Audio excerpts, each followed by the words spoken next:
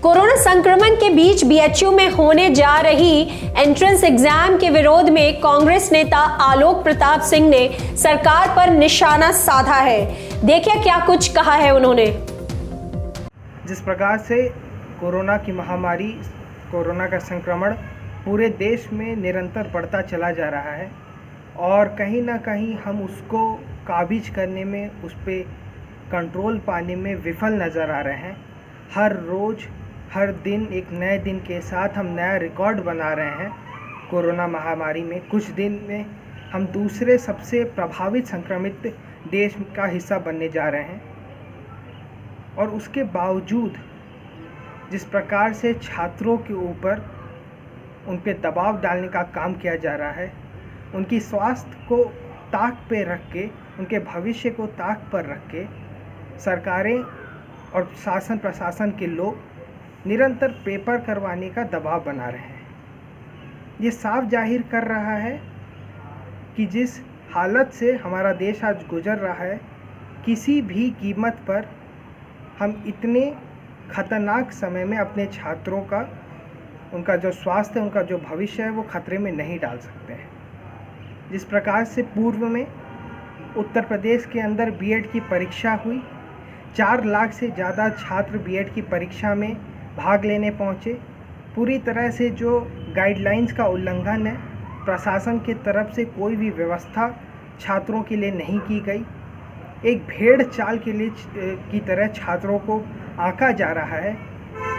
खबर ये भी आने शुरू हो चुकी है कि 40 से 50 छात्र अब तक जो उस समय पेपर्स में थे, जो सेंटर में थे, वो संक्रमित पाए गए हैं। उसके बाद भी सरकार अलग अलग एंट्रेंस एग्ज़ाम्स और प्रेशर बनाने का काम कर रही है।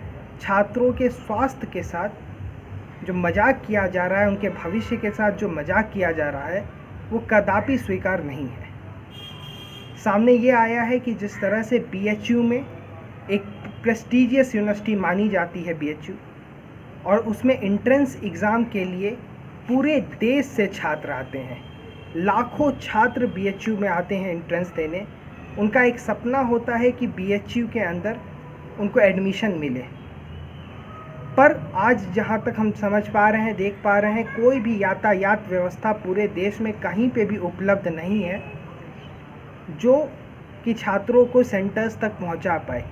हॉस्टल से लेके रूम तक की कई सारी ऐसी समस्याएं हैं। कोई होटल्स की व्यवस्था नहीं है। हर जगह लॉकडाउन लग रहा है, अलग अलग वीकली लॉकडाउन लगाए जा रहे हैं। उसके बीच में जिस तरह से एंट्रेंस करवाया जा रहा है, वो कदापि कहीं तरह किसी भी प्रकार से सही नहीं माना जाएगा उस चीज़ को। हमारा यही निवेदन है प्रशासन के लोगों से, सरकार से, उत्तर प्रदेश सरकार से, कि जो बीएचयू में एंट्रेंस हो रहा है उसे 2 से 3 महीने, जब तक कि हालात काबू में नहीं आ जाते हैं, तब तक उसे टाला जाए।